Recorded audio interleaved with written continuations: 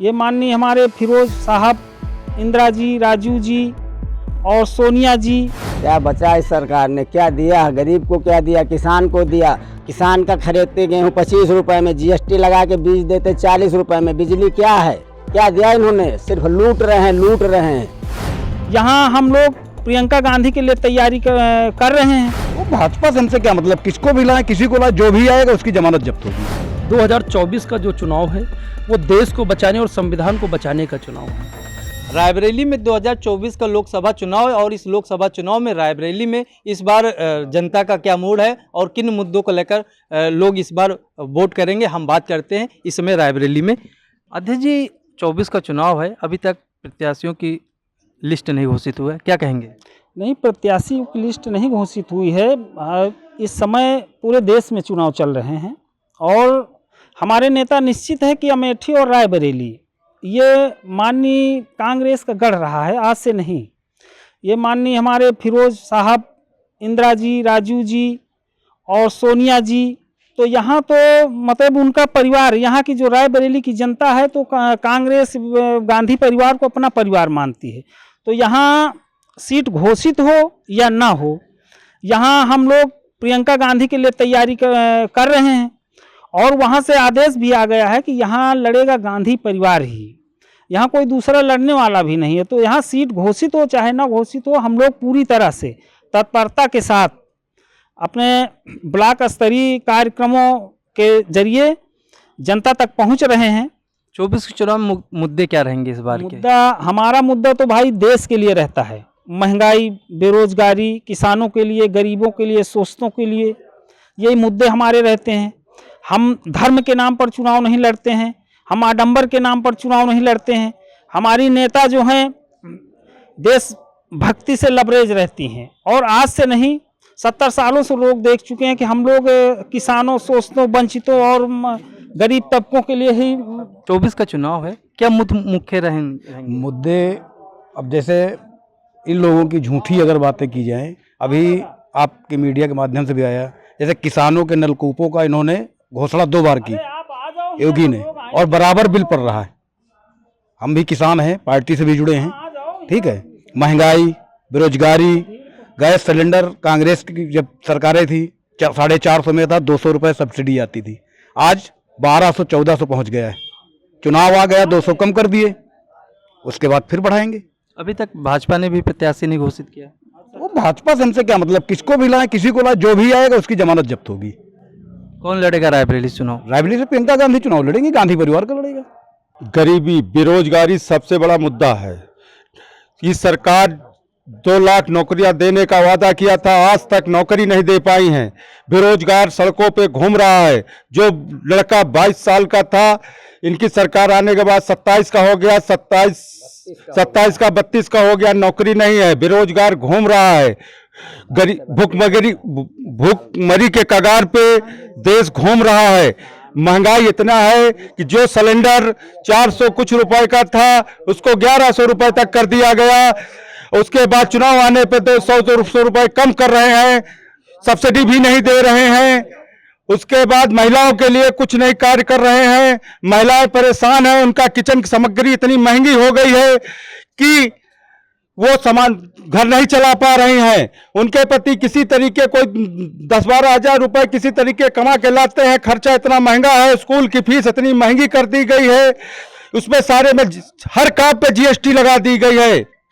अब ये सरकारें काम नहीं करना चाहती हैं, केवल भगवान के नाम पे पोकोडंडा कर रही हैं। रायबरेली के मुख्य मुद्दे हैं गरीबी को हटाना, नौकरी देना, लोगों को सही शिक्षा की व्यवस्था करना।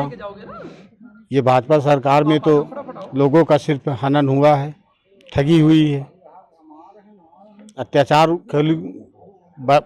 कहते हैं उसको, झूठ मूठ का पैगंबर फैला रहे हैं। सरकार की कोई नीति नहीं। क्या बचा इस सरकार ने, क्या दिया? गरीब को क्या दिया? किसान को दिया। किसान का खरीदते गेहूँ 25 रुपए में, जीएसटी लगा के बीज देते 40 रुपए में। बिजली क्या है, क्या दिया इन्होंने? सिर्फ लूट रहे हैं। 32 साल, 22 साल का लड़का 32 साल का, क्या रोजगार, कौन सी भर्ती क्लियर हुई? इन्हीं से सरकारें हैं। सिर्फ माफियावाद, जातिवाद के नाम पर माफियावाद है। ये देश हिंदू मुस्लिम सिख ईसाई आपस में सब भाई भाई। कोई भी आया रायबरेली में, रायबरेली तो गांधी परिवार का गढ़ है, जन्म है। कौन है जो आज इनकी पार्टी में है? कौन कहाँ से गया है? 70 साल में मोदी और योगी के बापों ने कुछ नहीं किया, उन्हीं ने सब कर लिया है। बताए ना कौन सा काम हुआ, कौन सा काम किया, बताए ना। सिर्फ जाति धर्म इस पे बांटो खाओ। गांधी परिवार रायबरेली को परिवार मानता है और उसे यहाँ से चुनाव लड़ना है। अभी तक जो अफवाहें उड़ रही थी वो बिल्कुल गलत। यहाँ से प्रियंका गांधी को आना है और इनकी जमानत जब्त करवाना है रायबरेली से।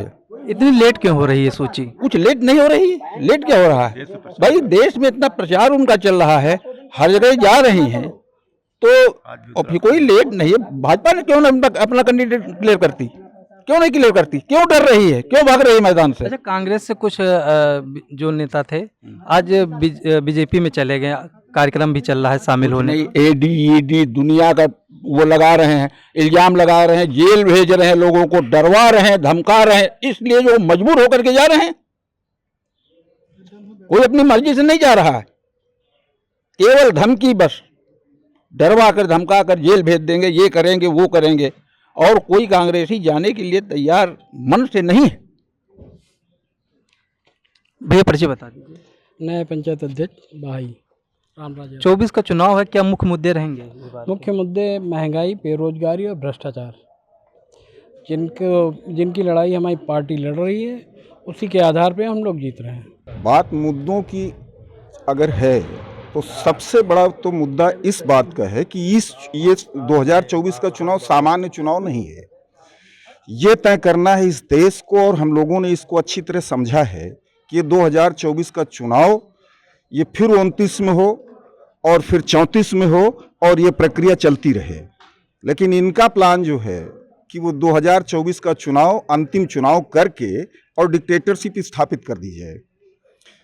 तो हम और हमारे जैसे सारे कांग्रेस के लोग और इस देश की जनता इनके इन मंसूबों को कभी सफल नहीं होने देगी।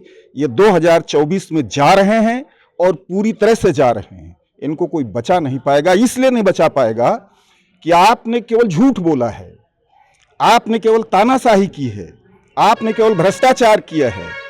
चंदा हमारे पास से जाएगा, स्कूल के बच्चों से जबरदस्ती PM केयर फंड के नाम पर पैसा लिया गया, कर्मचारियों का जबरदस्ती वेतन काट लिया गया, और आप ये कह रहे हैं कि PM केयर फंड का आप हिसाब नहीं देंगे। आपको एक एक पैसे का हिसाब देना होगा। और ये जो रास्ते आपने बनाए हैं विपक्ष के लोगों के लिए, ये सारे रास्ते खुले रहेंगे, बंद नहीं होंगे। और मैं तो इनको चैलेंज देता हूं कि वीजा और पासपोर्ट अपना तैयार कर लें, क्योंकि इन्हें 2024 के इस चुनाव के बाद इस देश की जनता सड़कों पे दौड़ाएगी। इतना अत्याचार और अन्याय किया है इन्होंने। बेरोजगारी, महंगाई, ये सब हमारे मुख्य मुद्दे रहेंगे। कांग्रेस जो है अपने न्याय का 5 न्याय गारंटी 25 दे रही है, इसी को लेकर हमारी पार्टी सत्ता में आएगी। बीजेपी तो रही छल कर रही है। बीजेपी छल कर रही है, कांग्रेस ने कभी छल किया ही नहीं। देखिए, रायबरेली में कोई परिवर्तन नहीं हुआ। रायबरेली में जो भी परिवर्तन किया गया है वो कांग्रेस पार्टी के द्वारा किया गया है। और जो आपने 2024 के चुनाव की बात की है, 2024 का जो चुनाव है वो देश को बचाने और संविधान को बचाने का चुनाव है। अगर 2024 का चुनाव नहीं लड़ा गया, हमारी पार्टी मजबूती से चुनाव लड़ रही है। 2024 का चुनाव जीतना है, कांग्रेस पार्टी जीतेगी और कांग्रेस पार्टी की सरकार बनेगी।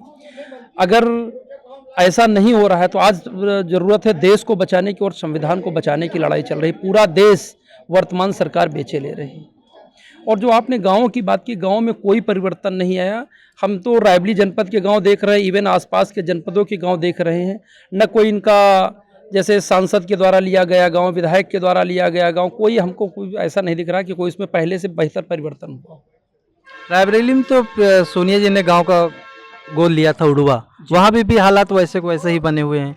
नहीं, ऐसा नहीं है। अगर आप उड़वा को देखे जा करके, हमने तो ज़्यादा नहीं देखा उड़वा को, एक ही बार जाने का मौका मिला। हम लोग ने देखा है कोई परिवर्तन जो वहाँ पे हुआ था कि विश्वविद्यालय बनेगा, इंटर कॉलेज होंगे, पर आज तक भी वहाँ कुछ परिवर्तन नहीं हुआ है। देखिए, गोद जरूर मैडम सांसद मैडम ने लिया, लेकिन हमारी सरकार न प्रदेश में थी न केंद्र में थी, तो उन्होंने प्रस्ताव सब कुछ भेजा, लेकिन सरकार के अगेंस्ट नहीं बन पाए, कहा जा सकता है। ये जो लोग शासन सत्ता में हैं वो अलग बात हो गई, शासन सत्ता के लोगों को काम करना अलग बात हो गई। हम लोग विपक्ष में हैं, सांसद जरूर हैं, लेकिन सरकार में नहीं है ना।